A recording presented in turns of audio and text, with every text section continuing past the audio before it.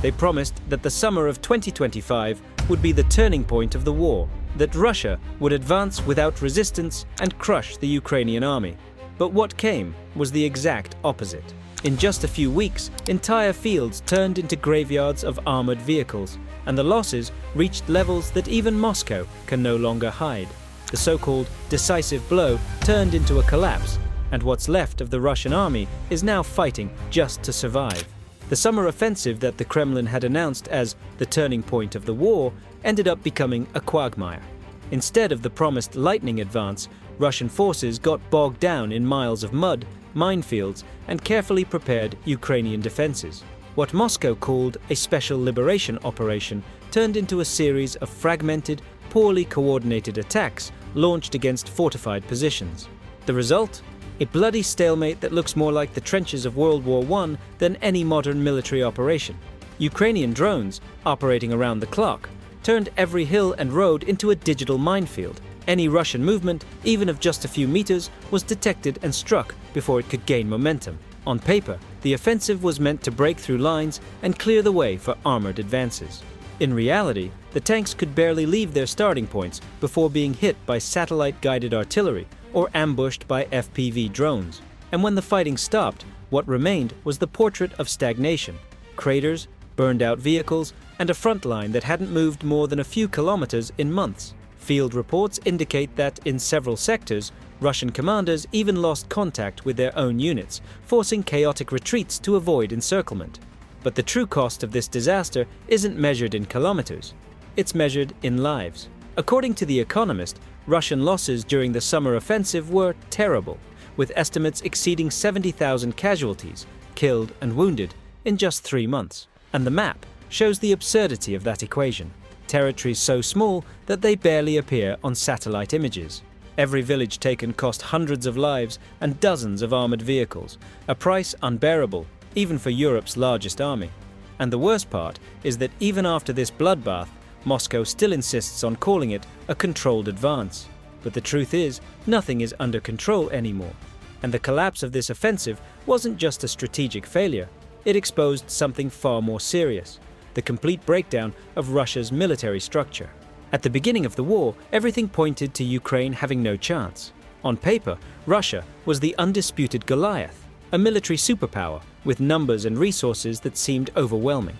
The Russian defense budget exceeded $60 billion a year, nearly 10 times larger than Ukraine's. The Russian army had over 1 million active soldiers, thousands of tanks, and one of the largest air forces on the planet, with more than 1,500 combat aircraft at its disposal. Faced with that, the logic seemed simple. Russia would advance quickly, take Kiev in a matter of days, and end the war before the world could even react. But what looked like an absolute advantage turned out to be a trap. That entire Russian war machine, built to impress on paper, entered the battlefield with outdated doctrines, poor communication, and a sluggish chain of command. The offensive relied on brute force, massive armored columns, artillery saturation, and multi-axis attacks, but the modern battlefield doesn't forgive slowness. With every move, Ukrainian satellites and drones identified their positions, and within minutes, artillery struck with precision. Russia's numerical superiority turned into a collection of highly visible targets. On the other side, Ukraine proved that size doesn't define victory. Even with far fewer resources, its forces used intelligence, mobility, and creativity to level the playing field. Cheap drones, combined with Western communication and targeting systems, created an almost unbroken observation network. Every Russian attempt to advance was tracked, marked, and destroyed. The secret was coordination: soldiers, spotters, and artillery crews acting as one body, reducing the time between seeing the enemy and striking them to mere seconds. While many Russian troops were rushed to the front, poorly trained and demoralized, the Ukrainians fought with high morale and tactical discipline.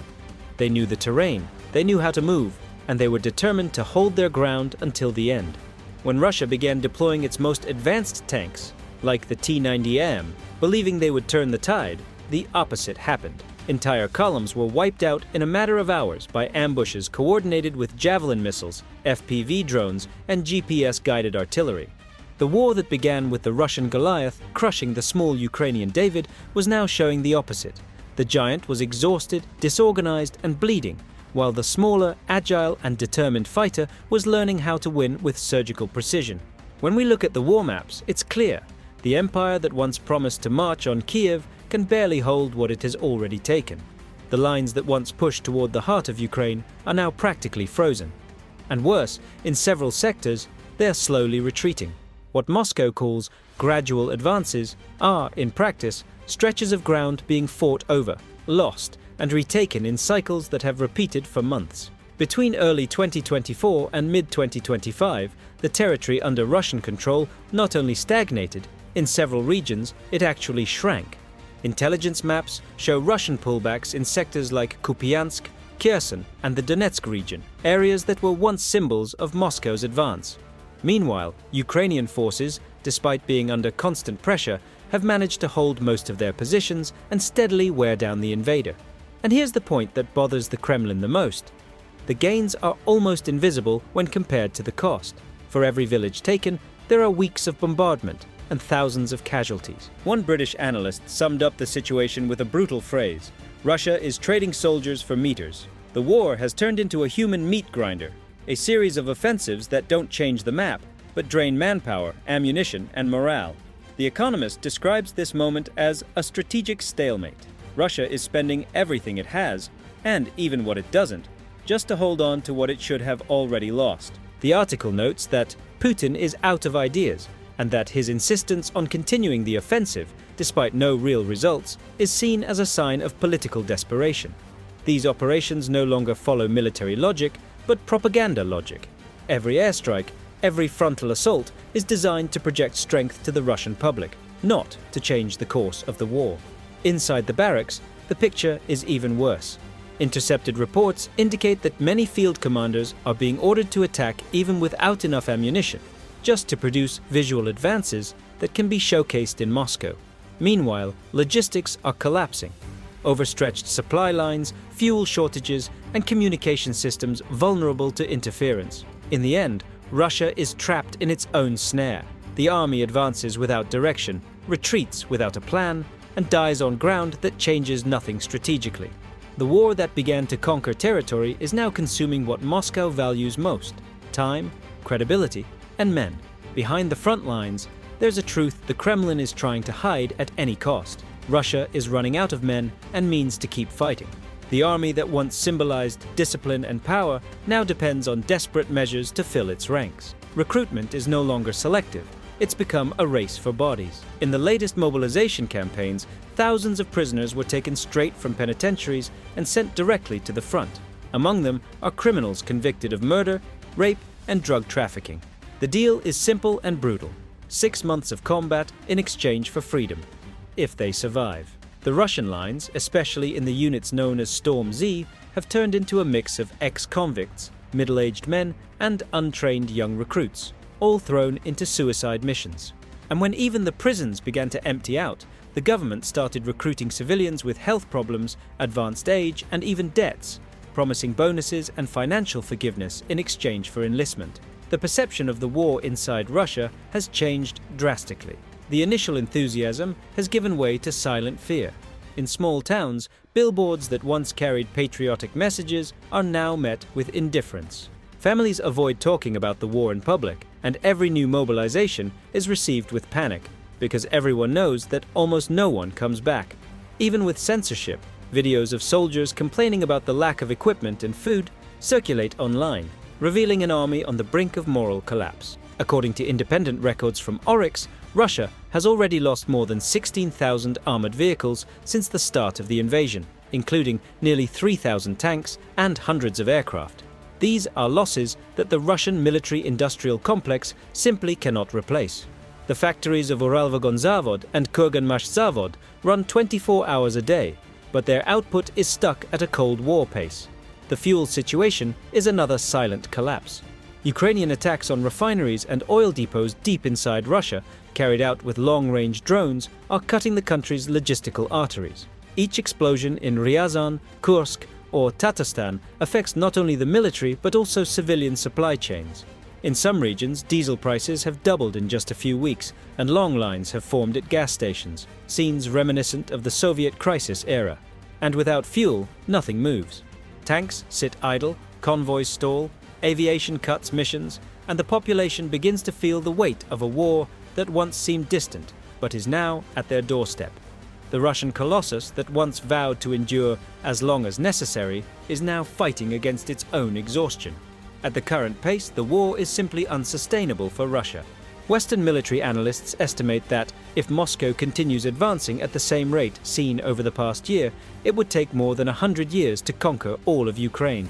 That statistic alone reveals the scale of the strategic failure. The Russian army is spending thousands of lives and billions of dollars to capture villages that barely show up on the map. With every new advance, what truly grows is the number of casualties, the shortage of equipment, and the internal pressure on a regime that is already showing signs of fatigue. Putin keeps insisting that everything is under control, but the battlefield itself tells a different story. The war effort that was meant to demonstrate Russia's strength has instead exposed its greatest weaknesses. What was supposed to be a show of power has turned into a test of endurance against itself. On the other side, Ukraine hasn't just survived, it has grown stronger. With new aid packages approved by the United States, the United Kingdom, and the European Union, Kyiv is receiving long-range weapons, cruise missiles, attack drones, and next-generation air defense systems. The Ukrainian armed forces, now deeply integrated with Western intelligence, no longer fight alone. They operate as part of a global coalition that sees this war as something far greater than borders, a test of democracy's resilience against authoritarianism. And that support shows no sign of fading, quite the opposite.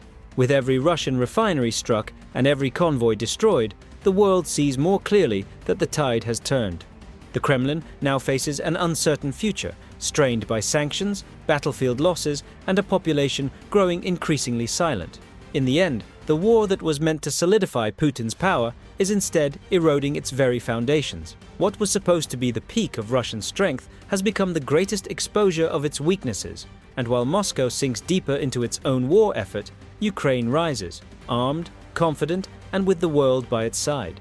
And what comes next could be even more alarming, because if Russia is already facing a crisis of soldiers, fuel, and morale, what's about to collapse is something far worse. The few tanks that remain are falling apart, the factories can't replace what's been lost, and even the most unlikely allies have become Moscow's last thread of hope.